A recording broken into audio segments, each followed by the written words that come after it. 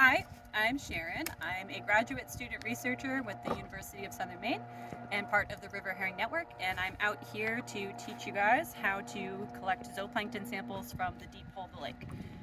So most water quality monitoring is done from the deep hole of the lake or the deepest part of the lake. So there's some kind of standardized sampling for all lake monitors in the state. And on that are things like plankton sampling. So we collect plankton in a couple different size fractions that are fractionated by the nets. So a smaller mesh like this 20 micron mesh is good for plankton and algae and small cyanobacteria, whereas something that has a larger pore like this 153 net or the River Herring Network's own nylon stocking net are going to be good for collecting some of the bigger things like zooplankton, specifically Daphnia, which are what the juvenile alewife are eating when they develop mouths. So these nets are pretty basic. They have a weight down at the bottom. We add our own weights because we work in a variety of winds and currents, so you can use mooring clips, you can use some bolts or some nuts and bolts and zip tie. They have a little nozzle that screws in and out, and you always have to have your chip clip. So this clip will be important when we pull up the water. Then it should be closed, and then we'll open it up to dispense the water from it. We also fasten our own either carabiner or clip to the end of a rope, and our rope is labeled ahead of time every meter.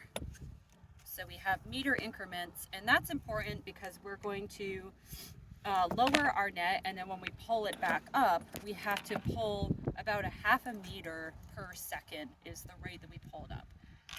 And we try to make that consistent just so we're not pulling up something really fast and then we are not getting as much zooplankton than we expected. So we just keep it standardized, keep it in the head, half a meter per second.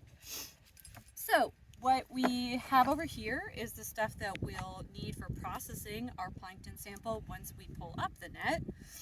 So we have various squeezy bottles, and this is used to clean off our net and also our sieves. So these just have DI water in them. You can use tap water, deionized water if you have access to it, or you can even just use lake water from the lake you're working in. But if you're doing multiple lakes, then just remember to completely empty out your lake water in the same water body and clean your squeezy bottles in between so you don't accidentally introduce things that don't belong in another water body. We also have sieves. So these sieves are just help us make sure that we're keeping the right size fraction in there. So we'll sieve our sample after it's done in the net. This is 53 micrometers. We'll use this for the bigger net, and this is the 20 that we'll use for capturing the smaller items. We also have various cups that we use to put our sample in. We use histological cups or urine sample cups, but really anything that won't degrade with ethanol in it is fine. And we have Alka-Seltzer. So we use Alka-Seltzer to essentially put the zooplankton to sleep before we add any kind of preservative. And this is not just a humane thing, but it's also to help preserve the samples themselves. So some organisms, their heads will actually like explode if you don't have the buffer in there, the Alka-Seltzer. And then you'll have your preservative of choice, either Lugols, ethanol. For our purposes, we have a mixture of a bunch of different things, such as ethanol, methanol, water, and PEG. Okay, so that's the rundown on our supplies, and now we can get to work. Okay, so for the first part, when I put the net in, I'm making sure that my clip is closed, check one, making sure that this is fastened so we don't accidentally lose that. And then you start lowering the tip in, and you'll see that the net, if you drop it too fast, it'll kind of turn inside out. It'll kind of turn into like a jellyfish kind of thing. So I just let it soak a little bit and let the net get heavy before I lower it any faster. If you lower it too fast, it'll turn side out and it'll ruin your entire sample. Can you slowly unspool this for me? Okay, so I'm going to lower it down a little bit more just so we can get past the surface of the water that's getting disturbed by wind, so it can get a little bit heavier. And I'm waiting for the net to essentially turn just a straight vertical down before I lower it anymore. So I'm going to give it a little bit more slack and just let it get heavy and turn vertical. Okay, so it looks like it's getting pretty vertical, so I'll slowly start letting out the line. Hopefully it gets down past the wind a little bit more. Come on. And then this is going to be a long process because we're going down 17 meters and the lake is pretty deep. So we go down, give it at least a meter or 2 meters above the benthic sediment. So whatever your depth finder is saying is the bottom depth. The net itself is about a meter, so you want to give it a little bit of room there, because if you accidentally collect dirt in your sample, then it'll make everyone's life really hard to try and identify things around a bunch of sand grains. We're ready to pull up our net that has been soaking a bit. So we're doing about a half meter per second. Nice and slow, just like this.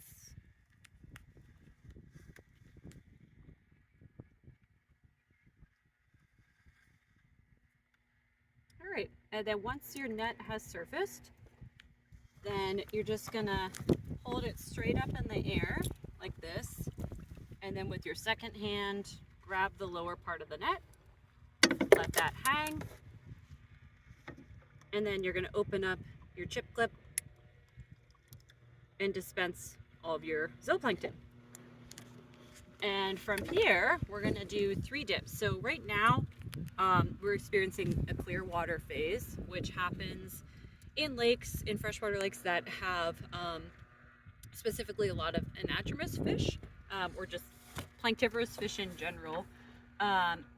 This is the time of year where there are the most amount of Daphnia. There's the most amount of herbivores in the lake. So what's happening is all of the small algae that's in the lake, the edible algae, is getting preyed on by the Daphnia. And the Daphnia reach their peak abundance, and then the water clarity is just so clear, because that's why it's called a clear water phase, because there's essentially no algae left because of all the Daphnia. And the Daphnia effectively starve themselves out, and then that's in part why the Daphnia populations plummet.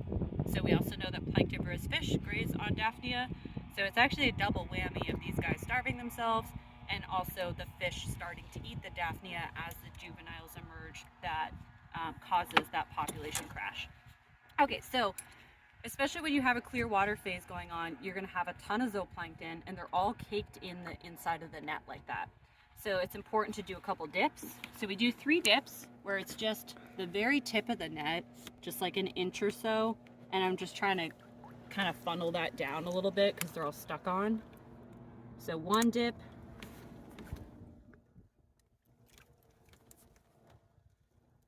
2 dip, and our 3rd and final dip. Okay, if they're really stuck on, then we also give it a squirt on the outside of the net if the dips didn't do it enough. And this, I'll use a squeezy that has the tip snipped off, so it's a wider stream, and I'll shoot the side of that to get that down. Okay, so now we have our cup full of lots of Daphnia and zooplankton. And here, get a shot from the top there. Look at the little swimmers. So all those guys that have kind of the round, clear body with the black line in it, those are Daphnia. And then the black lines that don't have a jelly ball around it are copepods. So all these guys are doing their feeding frenzy and they're eating all the plankton there. And this is the densest that you will see them. So now that we have our cup with our sample, in comes the Alka-Seltzer. So make sure to get just like the original Alka-Seltzer and not any with a funky flavor. Learned that my first year. I got orange Alka-Seltzer and it turned all the plankton bright orange. It smelled great, but not ideal for identification. So we'll start with a quarter of a tab. So when you open up your Alka-Seltzer, you have a full tab, and we're just going to use a little quarter for the first. If you have a lot of zooplankton, you might need to add a little bit more Alka-Seltzer. But keep in mind, when you put Alka-Seltzer in there, you don't want to add too much all at once, because that the Alka-Seltzer itself will leave a bunch of like crystalline structures that will kind of just make the microscopy part annoying. So you only want to use what you need. So just do a little bit at a time. So we know that the Alka-Seltzer is working when it's fizzing. If it isn't fizzing, it probably means you got your Alka-Seltzer wet, which will take away the fizz. So that's why we keep them in a nice watertight container. And after about a minute or so, you'll see the zooplankton floating to the surface and they're no longer zooming around. So once you see no zooplankton zooming around and most things are floating, then it's time to strain them. I'm gonna add just a tiny bit more because there's still some guys zooming. And this was our large net, so we're gonna use the larger sieve. Looks like all of our guys are floating. So now we're going to sieve it. It's not much water, so you can sieve it on your boat or you can hand it over there. Just keep in mind that whatever you hold over there, you're risking never seeing it again. And we're gonna pour the sample right into the sieve. I'm gonna take my squeezy and just clean up the edges of this cup a little bit. Okay. That's all sieved out. If it's having a hard time getting things through the sieve, then you're going to use a couple fingers and you're going to cause some surface tension at the bottom of it and just kind of rub around to get all the water out. And you'll be left with something like this. So there's a lot of zooplankton, so I'm going to use my wide mouth one to start off, kind of just chasing everything down to the edge there. And then I'll kind of get the water out of that even more. So the least amount of water that is in your sample, the better that they're going to be preserved, unless of course you're taking these home to do live or fresh sample processing. And then I used my finer squirty, the one that has like kind of the jet blast on it, to further get them down there. And now I'm going to use the jet blast. You can also put your preservative in a squeezy for this final stage to ensure that you don't use a lot of water. But if you have a lot of practice on it, then you shouldn't need a lot of water to get it in there. Okay, so now my sieve is clean for the most part. And we are ready to put our preservative in there. So again, depending on your sampling method, you might use a different type of preservative, but for mine, I'm just adding a couple fingers of preservative in there. And now we have our sample that's good to go, and it can be brought back to the lab for identification and quantification, or it can also be run through a flow count.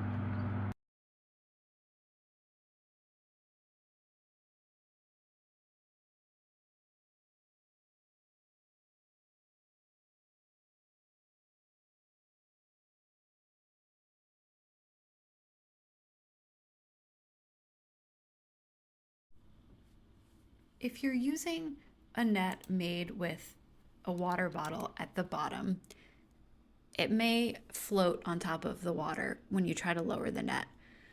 In order to help it sink, You may need to hold the bottle under the water at an angle to let it fill until it is almost full, and then let it go and slowly lower the net down into the water like you would with a normal zooplankton net.